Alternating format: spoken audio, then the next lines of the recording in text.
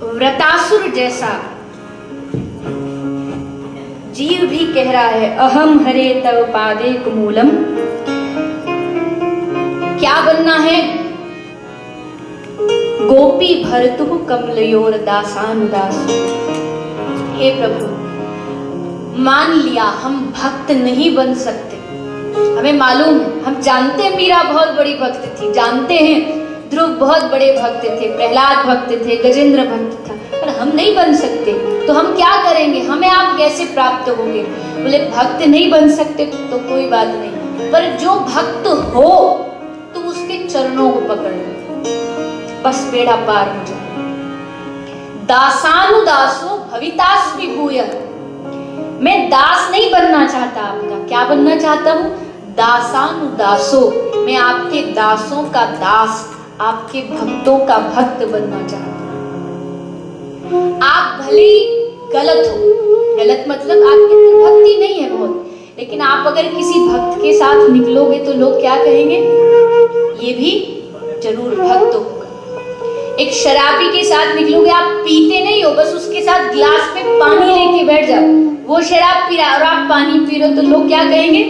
जरूर शराब पी रहा है। भक्त का संग सब कुछ बदल देता है।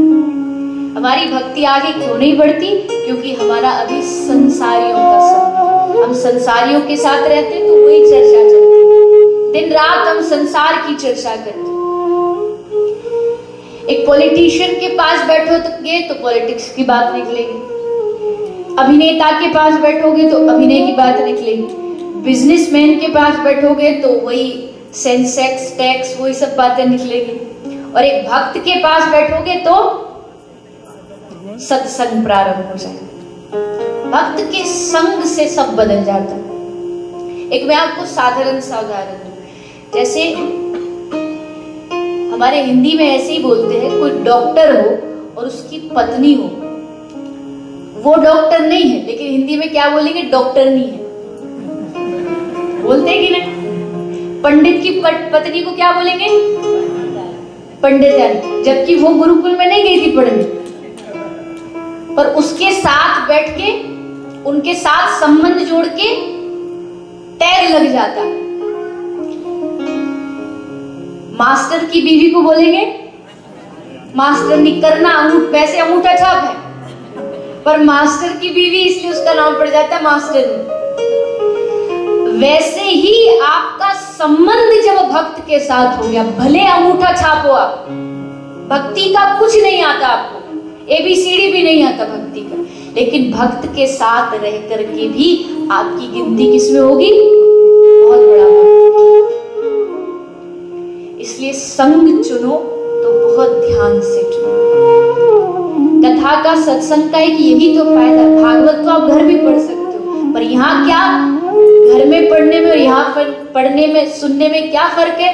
बोले यहाँ कथा तो सुनते हैं, पर यहाँ इतने सारे भक्तों का साक्षात दर्शन होता है, भक्तों का संग, उनकी वाइब्रेशन, उनका अनुभव, उनकी भक्ति सब बदल देती है, यहाँ का अनुभव बदल देती है।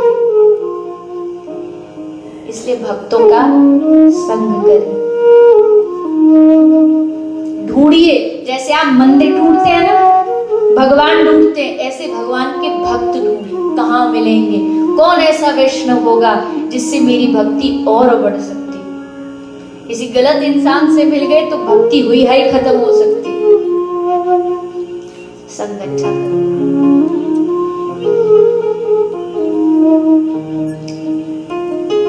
अभी मेरी नजर घड़ी की तरफ गई, समय हो गया और अभी पहला स्कंद शुरू नहीं हुआ। खैर चलिए कोई बात नहीं। भागवत कथा दो प्रकार से होती है, एक होती है व्यास विधि, एक होती है समाज विधि। व्यास विधि है एक श्लोक पर 7 दिन कथा कर सकते हो। समाज विधि ये है आप कहो तो अभी 15 मिनट में पूरी भागवत आपको सुना सकते हो। ये हुआ वो राम आए, कृष्ण आए, ये आए, वो आए। तो खैर भागवत का असली अर्थ है जीवन में कुछ बदलाव आए, वही हमारा लक्ष्य है। लेकिन क्रम को भी निभाना चाहिए, इसलिए क्रम को निभाते हुए पहले स्कंद में हम प्रवेश कर लेते हैं, ताकि पहला स्कंद कम से कम आज प्रवेश हो जाए। व्यास जी ने जहां से भागवत को लिखना प्रारंभ किया है। श्री व्यास जी महाराज भागवत का मंगलाचरण करते हुए प्रथम स्कंध का वर्णन कर रहे हैं। जन्माद्यस्य यतोऽन्वयादितरतः चारुधेष्वभिज्ञस्वराट् तेने ब्रह्मयादिकवये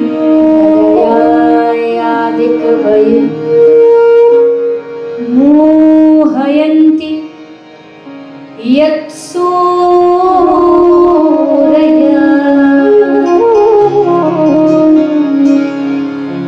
तेजो वारीं मृदं यथा विनिमयो यत्र त्रिसर्गो मृषा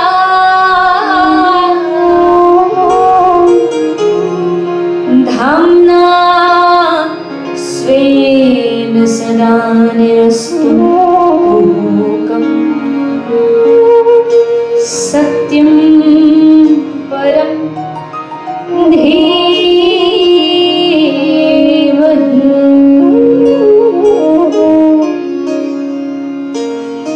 सुंदर मंगलाचरण के द्वारा श्री वेदव्यास जी ने कथा को प्रारंभ किया। भगवान नर नारायण को नमस्कार किया गया। नारायणं नमस्कृत्यं नरं चैव नरोत्तमं देवीं सरस्वतीं व्यासं ततो जयं उदीरयेत्। भगवान नर नारायण को नमस्कार किया गया। धर्म अर्थ काम मोक्ष के बारे में बताया। वेद व्यास जी ने 17 पुराण रचना की, लेकिन अभी तक मन में शांति नहीं आई, उदास बैठे हैं। श्री नारद जी वहां पहुंचे, उन्होंने 4 श्लोक दिए। व्यास जी ने उन्हीं 4 श्लोकों के 18,000 श्लोक रचना किए। जंगल में उनके शिष्य जब भी लकड़ी काटने जाते थे शमीधा हवन के लिए, तो यज्ञ के लिए लकड़ी काटने जब जाते तो इन श्लोकों का पाठ करते। एक दिन जैमिनी आदि शिष्य इन श्लोकों का पाठ कर रहे थे। सुखदेव जी वहीं बैठ करके इन श्लोकों का श्रवण पान कर रहे थे। 10वें स्कंद का 2 श्लोक यहाँ गाया गया। भगवान का स्वरूप क्या है और भगवान का स्वभाव क्या है। स्वरूप क्या है, कल भी हमने चर्चा की थी। स्वरूप तो ऐसा है कि कामदेव भी जिनके सामने हार गया। सुखदेव जी को लगा इतना सुंदर आदमी कौन है, पर फिर मन में विचार आया, अरे सुंदर होगा तो कोई अपने लिए होगा, हमें क्या।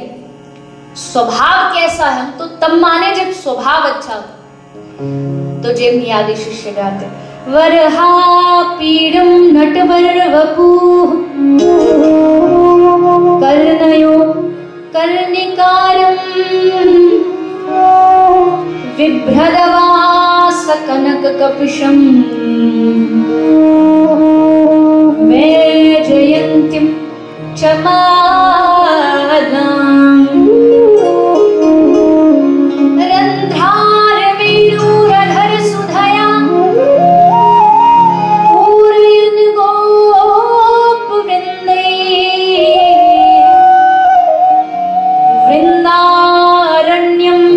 स्वपदरमणं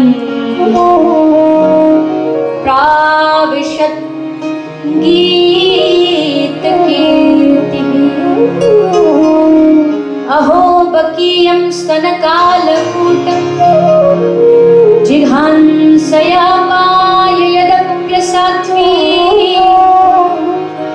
लेभे गतिं धातृचितं ततोऽन्यम् कं वा दयालुं शरणं व्रजे।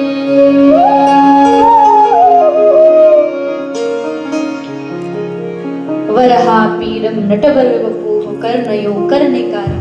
भगवान के स्वरूप का वर्णन, उसके बाद स्वभाव का वर्णन। श्री सुखदेव जी को मन में लालसा जागी, ये भगवान कौन है, इतना सुंदर श्लोक क्या है। शिष्यों ने कहा, हमारे गुरुदेव ने भागवत रचना की है, आप जाइए जाकर के उनसे सीखिए। श्री सुखदेव जी आते हैं और आकर के अपने पिता वेदव्यास जी से भागवत सीखते हैं। पहली बार श्री सुखदेव जी ने भागवत कथा सीखी पहली बार किससे सुनी? मालूम है किसी को? सुखदेव जी की भागवत का गुरु पहला कौन है? शिव जी। वो शिव जी दूसरे गुरु है, उससे पहले भी एक गुरु है। हाँ, शास्त्रों के अनुसार श्री सुखदेव गोस्वामी की पहली गुरु है राधा रानी। ये भागवत कथा को राधा रानी ने ही सुखदेव को सिखाया है गोलोक धाम। तो यानी इस कथा की वक्ता कौन है? राधा रानी। लोग कहते हैं भागवत में राधा नाम नहीं, और है भी विस्तार से कहीं नहीं है, सूक्ष्म रूप से कई स्थान पर, किंतु भागवत राधा नाम से शुरू होता है और राधा नाम से अंत होता है। श्रीमद् भागवत शुरुआत ही श्री से हुई है। श्री का मतलब यहाँ लक्ष्मी नहीं, श्री का मतलब यहाँ राधा। पहली बार राधा रानी से सुनी, दूसरी बार शंकर जी से अमरनाथ में, और तीसरी बार अपने पिता से सरस्वती नदी के किनारे भागवत कथा सीखी है। और फिर इस कथा के वक्ता परीक्षित को ये कथा सुनाई। राजा परीक्षित का प्रागट्य कैसे हुआ? महाभारत की कथा आती है। शरणागति विश्वास की कथा ही महाभारत की कथा है। सब पांडवों पर कृपा की। परीक्षित जो गर्भ में मारे जा चुके थे, अश्वत्थामा के द्वारा उनकी रक्षा की गई। परीक्षित राजा का जन्म हुआ, बड़े हुए, हस्तिनापुर के राजा हुए, और उनको एक दिन दिग्विजय पर निकले थे, देखा रास्ते में एक गाय को एक शूद्र राजा का वेश बना के मारता हुआ ले जा रहा था। परीक्षित जी समझ गए कलयुग आ गए। कलयुग की सबसे पहला प्रारंभ कहां से हुआ? गौ माता के अपमान से, और वो प्रारंभ होता होता अब कहीं रुकने का नाम नहीं है। वो दिन ब दिन बढ़ता जा रहा है, बढ़ता जा रहा है, बढ़ता जा रहा है। गौ हत्या इस समय भारत में और संपूर्ण विश्व में बहुत बड़ा